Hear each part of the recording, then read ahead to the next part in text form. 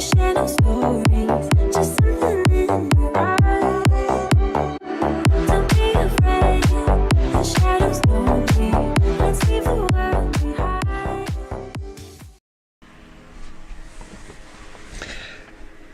Hey folks, I'm up late working on a project, one of these big projects that is keeping me from recording the material that I actually want to record for my channel. So I'm going to do a quick vlog type update while my computer is rendering. One of the things that I'm going to do a full video on is how I dealt with the undercarriage of my RV. In general, it was in pretty good shape, but I did do a couple of areas of rust prevention work that I really kind of want to talk to you about, because I did a bunch of research about this and ended up using a couple of very interesting products. In general, the undercarriage was in pretty good shape, but there were some areas that did have rust. There are two main support struts that had a lot of surface rust, and then a few other secondary supports. In general, though, a lot of other areas were in really quite good condition that had been painted with some sort of a rust inhibiting paint long ago, and for the most part has continued to hold. So I ended up using a couple of Rust-Oleum products and then another product called Ep11, and it came down to whether I wanted to use a rust converter product or whether I wanted to use a product that would encapsulate the rust. And you would kind of think that using a chemical process to convert the rust into another type of inert material that would then itself not rust would be the best way to go. But I found through some practice of trying one of those products, a Rust-Oleum product that is a rust converter, that I wasn't real thrilled with the results that I got from it, that I'll talk about in more length. So I ended up using, for the most part, Ep11, and then I also used Rusty Metal Primer on one section and then covered it with one of their professional grade enamel-based paints. So between the two, I think I've really got a lot of that area painted. And I also painted the, the drive shaft. The drive shaft had sort of a moderate amount of just surface rust. And so I ended up doing a lot of preparation work, because you have to prepare. You can't just paint it on there. You have to clean any mud and grease and dirt off. And then you have to scrub off any loose paint.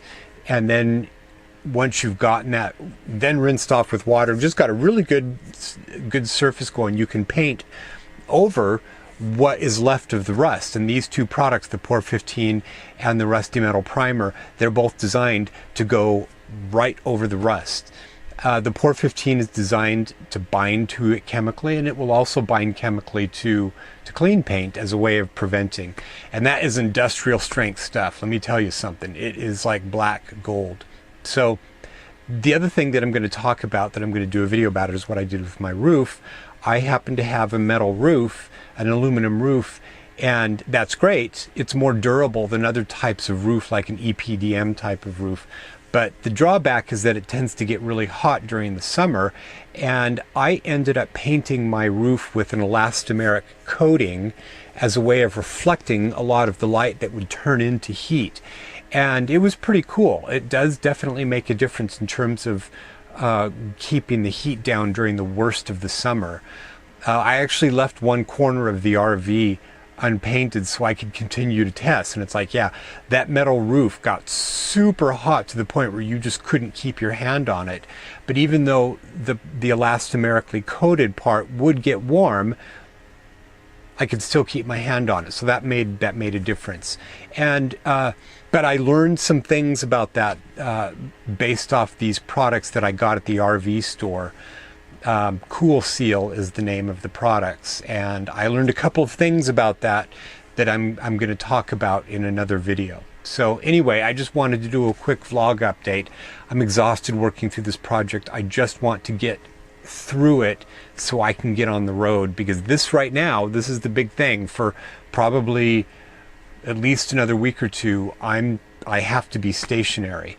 I've been having to use my big Mac Pro computer, which during the day can run off my solar setup, but at night it would drain my batteries too much. So fortunately, where I am at a relative's place right now, I actually am able to plug in and run my Mac Pro for this project. If I went out boondocking, I could run it because I've got a generator that will easily run that. But fortunately for now, I'm just having to be stable. So I'm having to be patient before I can hit the road. So anyway, this was just a quick vlog style update for what I hope to have coming pretty soon.